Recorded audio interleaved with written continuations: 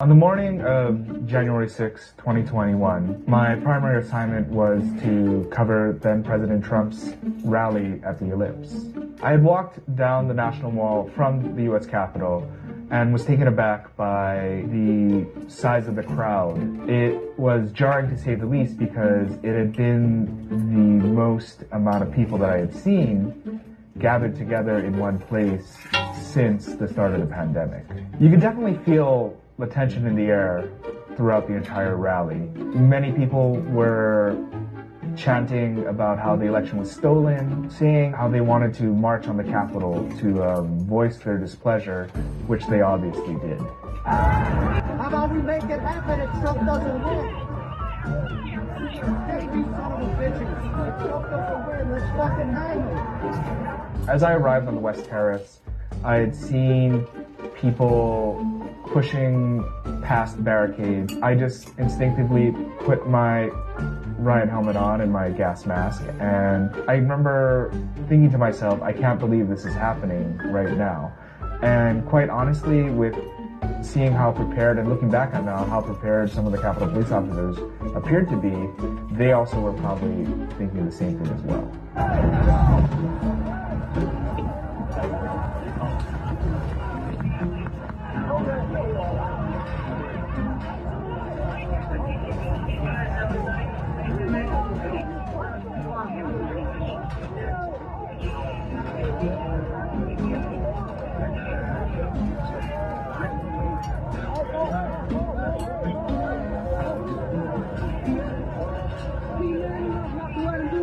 I haven't done anything.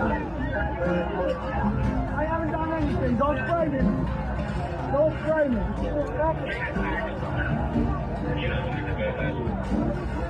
Sprays them. There are bangs, and these are smoke canisters being set off by the police.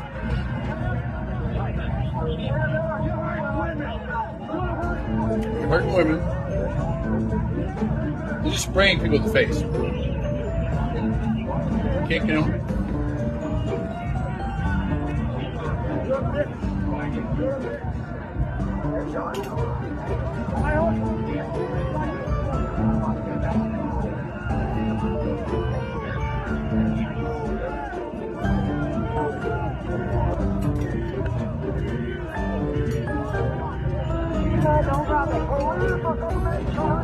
She's black. She's we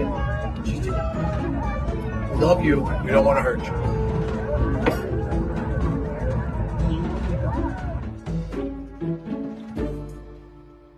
We love you. We don't want to hurt you.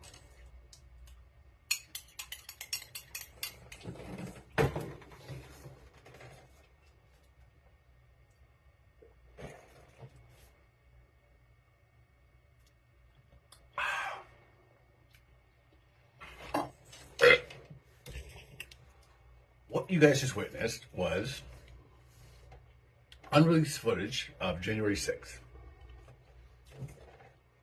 And what I'm about to tell you is something that a lot of you guys are not going to be ready to hear or understand or even process.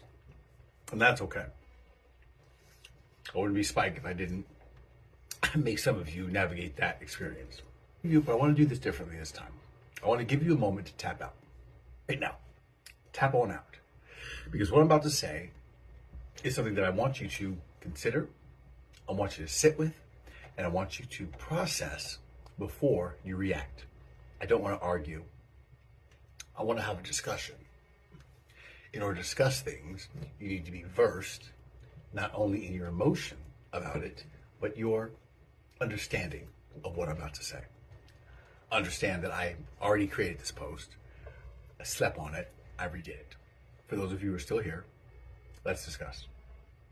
What you're witnessing right now is something that a lot of you guys are seeing for the first time from your own perspective. The very first things that this man says is that he showed up in riot gear. A man does not show up in riot gear who isn't prepared to riot. That's the first meeting of the minds. The police showed up ready to riot. The civilians did not. Take all the time you need with that. The rally, the protest, in my humble opinion, appeared peaceful until it was provoked. Who provoked the protesters? Pushing the conversation forward. This is what I see in this video. I see American civilians who are upset at the way that their country is being ran, and rightly so. I see American civilians exercising their right to protest. It doesn't matter how you feel about that. Every civilian who votes has the right to be emotionally invested in the country that they are participating in. These American civilians were exercising that right. There was a controlled force that showed up to riot, and so they did.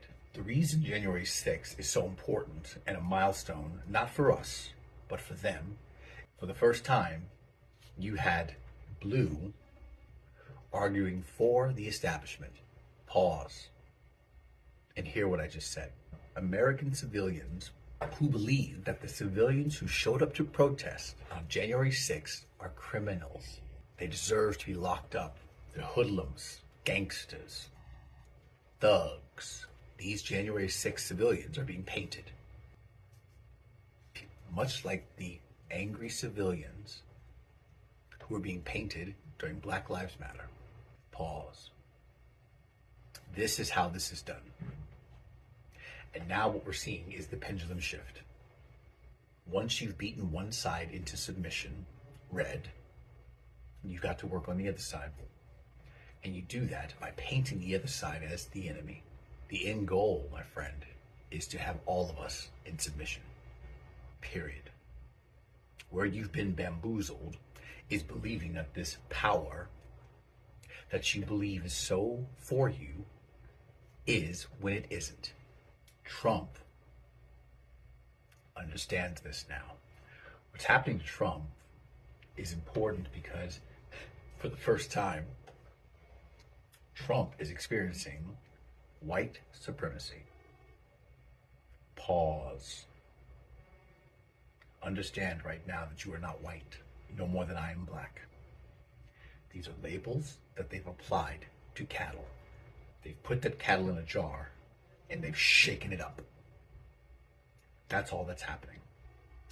And the end goal is to force all of the cattle into submission. This is a show.